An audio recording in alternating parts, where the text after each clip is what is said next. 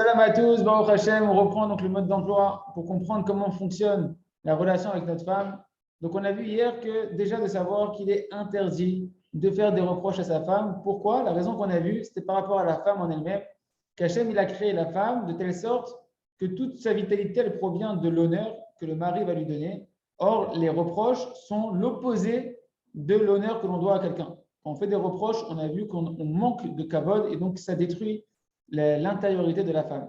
Maintenant, on a dit qu'on allait voir aujourd'hui pourquoi Hachem il a fait que la femme, eh ben, elle a été créée avec cette nature qu'elle ne peut pas supporter des reproches et aucune critique de son mari. Première raison qu'on va voir, on va voir plusieurs raisons pourquoi ça fonctionne comme ça. Et comme ça nous permettra de trouver les forces de pouvoir ne plus faire de reproches à sa femme et de comprendre le message d'Hachem qui se cache derrière. Première raison, c'est que la femme, elle est le miroir de l'intériorité du mari, de l'homme. On sait que chaque chose dans ce monde-là, il y a une ashgara pratique, il y a une providence individuelle d'Akadosh Baruch Hu, et que tout ce qui se passe sur Terre en réalité et dans ma vie, c'est organisé par Hachem pour m'amener à ma réparation. Si c'est comme ça, donc c'est sûr qu'il y a un message dans la nature que Hachem il a mis dans la femme, dans ses qualités intérieures, dans sa manière de fonctionner, dans son mécanisme intérieur. Il y a forcément un message pourquoi Hachem il a fait que la femme elle ne supporte pas aucun reproche, elle ne supporte aucun reproche. C'est quoi la raison? C'est quoi le message qui se cache derrière? Pourquoi Kadosh Baruch Hu, la femme elle est aussi sensible et qu'elle peut supporter aucun reproche? La réponse, eh ben, le Rav dit qu'il l'a entendu de la bouche de son maître lorsqu'il était encore un jeune étudiant en Torah qui allait se marier. Et il a demandé à son Rav qu'il lui donne des conseils sur le sujet du Shalom Bayit, de l'entente conjugale, comment mener à bien la vie avec sa femme. Et son Rav, il lui a donné deux fondements duquel découle tout ce livre et tous les enseignements qu'on est en train de bénéficier. Donc écoutez bien, c'est la base de toute la compréhension de notre enseignement. Premier fondement, c'est au nom du Harizal. Le Harizal, il a dit que la femme, elle est le miroir de l'intériorité de l'homme. Donc son Rav, il a dit, c'est pourquoi tu dois savoir que tout ce que tu vois chez ta femme comme défaut, peu importe quel défaut tu vois chez ta femme, dedans, il y a un message qu'Hachem il vient te refléter, un message qui te correspond à toi, que toi, tu dois arranger quelque chose chez toi. Et ça se reflète, et tu en prends conscience dans le miroir qui est ta femme. Deuxième fondement qui a donné son Rav, tu ne dois faire aucun reproche à ta femme, même si tu la vois faire la plus grave des fautes. La chose la plus terrible, ne lui fais aucun reproche. Ça, c'est les conseils qu'il a reçus de son Rav. Et sur ce que son Rav lui a dit, que lorsque tu vas voir chez ta femme, tout ce que tu vois là-bas, il y a un message pour toi, eh bien, il faut comprendre qu'en réalité, ce message, il peut être dans toutes sortes de directions, dans toutes sortes de catégories. Soit que ce soit un message par rapport à ma relation que j'ai avec directement à Kadosh Baruch Hu. Par exemple, que Kadosh Baruch Hu, il va me faire voir des défauts spirituels que je dois corriger chez moi et il me les montre à travers ma femme comme un miroir pour que ce défaut, quand je le vois chez ma femme, au niveau spirituel, eh ben, ça va me remettre en question pour que je m'arrange spirituellement sur cette même chose à l'intérieur de moi. Ou bien ça peut être tout simplement, des fois, la majorité des cas, le Rav me dit très souvent, et on oublie ça, c'est que simplement Hachem, il te fait un miroir de comment toi, tu te comportes avec ta femme. Par exemple, si toi, tu honores véritablement ta femme, alors elle aussi, elle va t'honorer véritablement, comme un miroir. Si tu vois que ta femme, elle ne t'honore pas, qu'elle te manque d'honneur, elle te manque de kavod, ça montre simplement comme un miroir que toi aussi, tu manques de kavod envers ta femme, tu ne l'honores pas véritablement. Si toi, tu la mets à la première place de tes projets dans ta vie, que c'est une priorité dans ta vie, et bien elle aussi, ça va être comme un miroir, elle va te mettre à la première place dans sa vie et tu vas sentir qu'elle te fait passer avant tout, etc., etc. Ces deux fondements-là, en réalité, ils sont dépendants l'un de l'autre.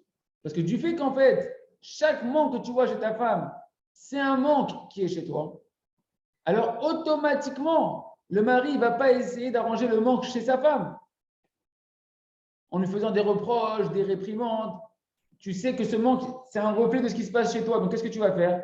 Tu ne vas pas lui faire de reproches. Tu vas réfléchir sur toi-même.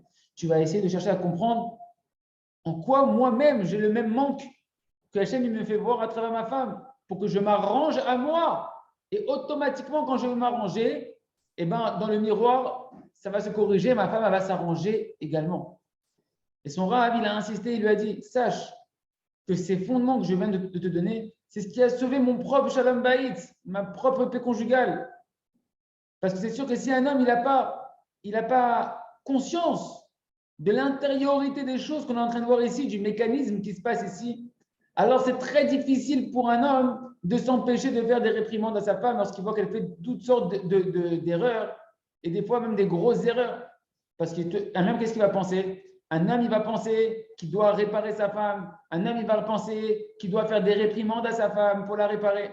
Et automatiquement, comme on a vu, la femme, elle ne peut pas supporter les reproches. Et donc, du coup, ça endommage complètement son entente conjugale. Mais quand une personne, maintenant, elle a conscience de ce fondement-là, alors que sa femme, c'est le miroir de son intériorité. À ce moment-là, c'est beaucoup plus facile pour lui de ne plus lui faire des reproches à sa femme. Même si elle fait une grosse erreur énorme, du fait que toi, maintenant, tu sais qu'on te fait un message pour toi, que ta femme, c'est le reflet de toi-même. Alors tu vas, au contraire, tu vas réfléchir, tu vas t'introspecter sur le manque que tu vois chez ta femme et tu vas chercher comment moi, je vais pouvoir m'arranger et non comment je vais pouvoir l'arranger à elle, mais comment je vais m'arranger à moi. Et ça, les amis, c'est le grand klal, c'est le grand principe général qu'on doit retenir. Akadosh Baruch Hu, il fait voir à un homme à travers sa femme. Qu'est-ce que Hachem, il attend que tu répares chez toi? Tous les mauvais traits de caractère que tu vas détecter chez ta femme, toutes les erreurs que tu vas voir que ta femme elle fait, toutes choses que tu vois qu'il faudrait améliorer chez ta femme. Tu dois avoir conscience qu'en réalité, on est en train de te faire un miroir, un reflet de qu'est-ce qu'Hachem il veut que toi, tu répares chez toi. Et écoutez bien cette parabole, comme elle est merveilleuse. De la même manière qu'un homme qui se tient en face d'un miroir et qui voit que dans son reflet dans le miroir, qu'il y a un problème, que maintenant le col il est tordu.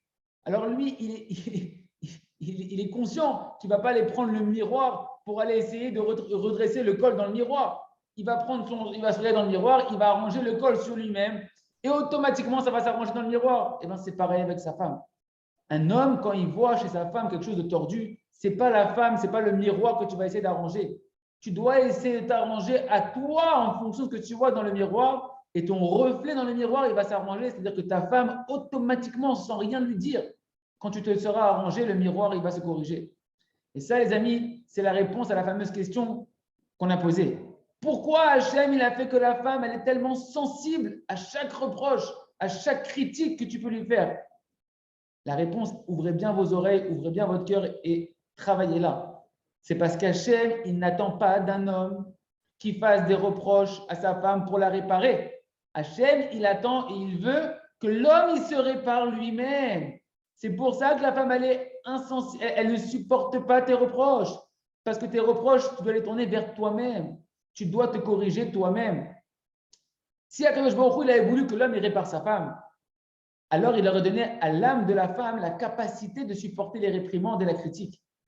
Mais vu que Akadosh Baruch Hu, il ne veut pas que l'homme fasse de reproches à ta femme, parce qu'il est en train de faire un reflet à travers sa femme, qu'est-ce qu'il doit se réparer lui-même, pour qu'il se réveille à se réparer lui-même. C'est pour ça Hachem, il a créé la femme avec des qualités intérieures, une nature qu'elle ne supporte pas la reproche, qu'elle n'est pas prête du tout, d'aucune manière, à accepter aucun reproche. Et que dès que tu vas faire des reproches, tu vas endommager et détériorer tout ton shalom bayit, toute ta maison. C'est pourquoi l'homme, il doit trouver une autre solution, comment arranger ce qu'il voit qui ne va pas chez sa femme. Et ça, la solution, on l'a comprise, c'est seulement en te réparant toi-même qu'automatiquement, tu vas réparer ta femme comme le reflet dans un miroir. Et ça, c'est la réponse essentielle à la question, comment alors on va réparer notre femme si on ne fait pas de reproches? Rappelez-vous, les cours précédents, on a dit que c'est interdit de faire un reproche à sa femme. Tu dis, attends, mais alors, elle ne va jamais s'arranger. Elle va rester toujours comme ça. La réponse, elle est automatique. Quand tu as clarifié que si tu te répares toi-même, elle va se réparer à elle, alors tu as compris que tu as besoin de lui faire aucun reproche avec tes mots. Tu as juste besoin de corriger ton apparence. Et son apparence, elle va changer. Parce qu'en réalité, l'essentiel de toute la mitzvah du mariage, pourquoi on se marie? Écoutez bien pourquoi un homme il se marie. Un homme il se marie pour se réparer à lui. Hachem il a mis en place le mariage pour que l'homme il se répare. C'est pourquoi il n'y a que les hommes qui ont la mitzvah de se marier avec toute la gravité de rester célibataire. Tandis qu'une femme, si elle veut rester célibataire, qu'elle veut rester sans se marier, il n'y a pas tellement de chiyuv, d'obligation d'après la stricte loi qu'elle se marie. C'est à l'homme qu'il incombe de se marier. Et de là, on apprend que toute la réparation du mariage, c'est pour l'homme. C'est pour toi que tu te maries, pour t'arranger à toi, monsieur, pas pour arranger madame. C'est pour ça qu'elle n'a pas la mitzvah de se marier, que l'homme a la mitzvah de se marier.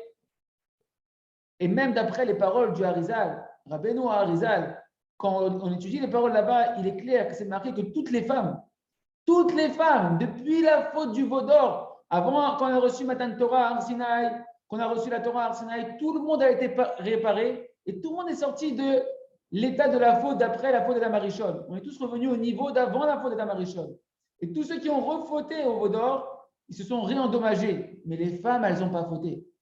Les femmes, elles sont restées mais tout canot depuis la faute du veau d'or. Elles n'ont pas refauté, elles sont restées au niveau d'avant la faute d'Adam Arishon.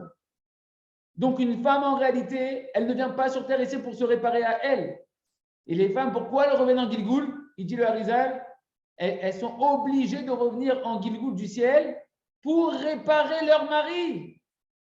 Pour réparer leur mari. C'est pourquoi, comprenez bien comment c'est profond. Une femme, elle est programmée, entre guillemets, programmée dans un but précis qui est que son mari, il s'arrange. Que son mari, il revienne bitchouva. Et chaque erreur, chaque manque qu'il y a chez le mari spirituellement, ça va automatiquement entraîner une réaction d'une certaine manière dans le comportement de la femme.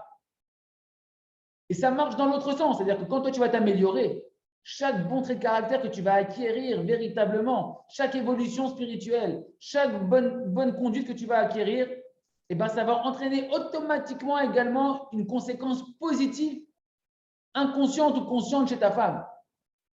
Et de là, en fonction de comment la femme elle va réagir, comment tu vas voir comment ta femme elle va réagir dans sa vie, tu vas pouvoir savoir eh ben, où tu en es. Tu vas pouvoir savoir qu'est-ce que tu dois réparer, qu'est-ce que tu fais comme allusion, est-ce que tu es sur la bonne voie, est-ce que tu dois changer de voie, etc. Le principe général, il est pour nous que lorsqu'on va faire une idbonenout, c'est-à-dire qu'on va méditer avec les lunettes de la Emouna, avec l'œil de la foi qu'on est en train d'apprendre ici, d'avoir la foi que la femme elle est programmée pour réparer l'homme, qu'elle est le reflet de l'intériorité. Alors, toute cette dimension de la femme, eh ben, on voit, mamash, de manière claire et translucide, que tout est organisé, mamash, medouillac, précis, pour que l'homme il redevienne un tzaddik, que l'homme il devienne un homme droit, un homme bon, comme Hachem il attend de lui. Be'at Hachem, on verra dans le prochain shiurim qu'il y a plusieurs manières de comment décrypter le miroir de la femme. Ce n'est pas si évident, ce n'est pas si grossier. Il y a des manières de décryptage. On verra ça dans les prochains shiurim, Be'at Hachem. Il y aura ça de continuer et d'accomplir et de prier sur ce qu'on vient d'étudier, parce que sans beaucoup de prières, c'est quasiment impossible de vivre ça. Il y aura ça que tout le monde puisse prier, prendre un moment de prier là-dessus, d'intérioriser ça et de travailler avec ça, Be'at Hachem, Chazak, Benitrazek.